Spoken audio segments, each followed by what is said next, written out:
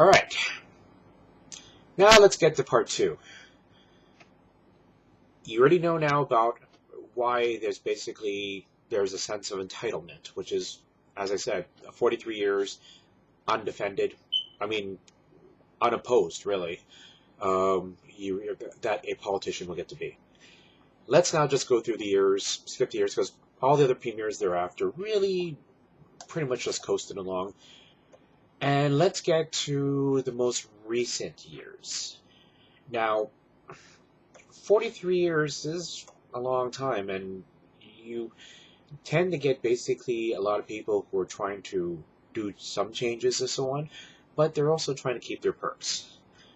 As I say again, very often, they'll literally vote themselves pay raises out of the blue. Sometimes it was as much as 20-30%. We had up to nothing to do with it, and nothing to say about it. So, let's get to the last three premiers. Ralph Klein. Ralph Klein, or King Ralph, one of the most popular premiers ever to come out of Alberta. Basically, is that he did pretty much what he wanted to do. Very often it was pretty unpopular or controversial. Like, for example, when gay marriage came about, he fought it tooth and nail.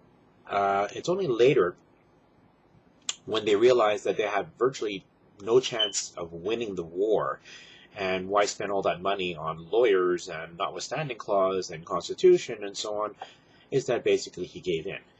But it was things like the Ralph Bucks, where several $1 billion was given out to every Albertan, $400.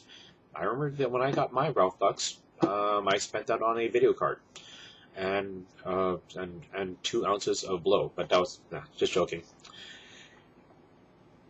But in that time, about 8 years back, Ralph Klein basically, he just kind of ruffled at least too many feathers, and he'd been around like a little bit too long. You know the old saying, you can't please everyone all the time. So what happened was that during a leadership review, there's a real leadership review on a regular basis. It's under their constitution for the Progressive Conservatives. In his particular case, he had gotten something like about 50-something%. Decent, but usually when you're a leader, especially of your own caucus and your own party, you want to be pretty united. So 75% was pretty much his threshold. And when he didn't achieve that, it basically felt like he was backstabbed, and he quit right there and then. Ran a new election, and the election under Stelmach, boy, that was a nail-biter. You had one guy who was a superstar for the cities. You had one guy who was a superstar for it was a superstar for finances and big business. And what happened is that in the vote, both of them kind of canceled each other out, and Stelmach came in right through the middle. And Stelmach basically was a farmer, first and foremost. He was a rural hero. Now, the problem with Stelmach was that he was way too chummy for the rurals. When the majority of your population really is in the cities, and you end up giving tons of money and projects and all that to the rural areas, which, really just means about, 15%, 14% of your population, people are going to be pissed. And then he gave themselves their pay raises, and then he did something that, in trying to placate the masses, bred in circuses, he did one massive disastrous move, which single-handedly caused the last Alberta recession. He broke existing contracts with the oil companies, and on top of that, he raised all the rates. Oil companies, they're probably not paying what they're supposed to, that money that the government could use for all kinds of things. But in the end, they're still companies, and they don't really always have to spend that money in Alberta. When he did that change, we went into a tailspin economically, and he became really unpopular really fast. And as a result came the rise of the Wild Rose. The Wild Rose came about from basically from the origins of the Reform Party and Social Credit. These were two old parties. If any of you are old enough to remember, Reform Party actually became a national party at one point. And the National Party, and that was the origins of the new Conservative Party under Harper. Now, Wild Rose came about because basically, yeah, pissed off government. You pissed off the oil companies. Yeah, Alberta is oil indebted. I don't honestly care about what environmentalist aspect that you're trying to defend, one thing or another, because it kind of boils down to one thing in the end. Money talks, and Alberta's economy is very firmly based solidly with oil. In fact, every year when they do the budget, they actually have to estimate what they believe oil is going to be selling at the year before, and then they base their budget on that, which is kind of like a crapshoot way of things. Because luckily, Stelmach was very conservative when he did that, because he had estimated oil being at something like $65 to the barrel at a time when oil was selling as much as $150. But never mind all that. So Alberta's economy went in a bit of a tailspin. And then came the second whammy, when the world economy collapsed as well. So oil dropped to as low as $30.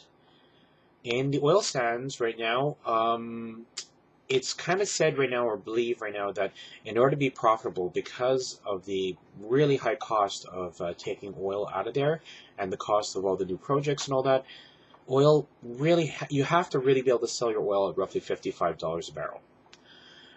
That's kind of like the break-even point.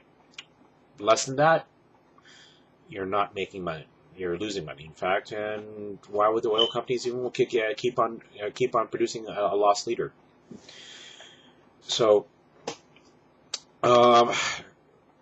Stelmach, despite having won a massive, almost it was like a total win.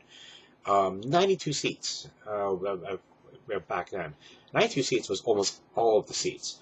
The Liberal Party and NDP almost got wiped out, and there really wasn't anyone else. So, I mean, Stelmach theoretically was the new king, but when he made those decisions about the oil regimes, and then the economic issues, and the pay hikes, which isn't all that much difference, really. I mean, think this way, by this time they've been around for about 38 years or so. 38 to 40 years. They just gave themselves whatever they damn well wanted or needed, and again, we couldn't say a word. But when you start looking at some high unemployment, you're starting to look basically at reduced oil, reduced funding for the cities, all stuff like that. Stelmach became a liability, and the long knives came out again. So for the second time, the PC caucus literally had like a non-confidence vote. Stelmach had no choice, but he had to leave. And so that's why before even finishing his second term, and the first term, he only did it partially because he was kicked out, because Klein was kicked out. So Stelmach was effectively kicked out and forced to leave. And what happened was the coming of Redford. So let's recap. Entitlement, over 40-something years, doing everything they want without input, being very unpopular as a result, and dragging down the party, possibly being defeated by others. There goes Klein. There goes Stelmach. Oh, and now the Wild Rose was in full force. Wild Rose was praying for Stelmach to stay. The longer Stelmach was there, the better chance Wild Rose would take over the government, because Stelmach was dragging the numbers down massively. For the first time, you start seeing numbers out in the paper saying Wild Rose will be the new government. So that's why they brought in Redford. Okay, end of part 2.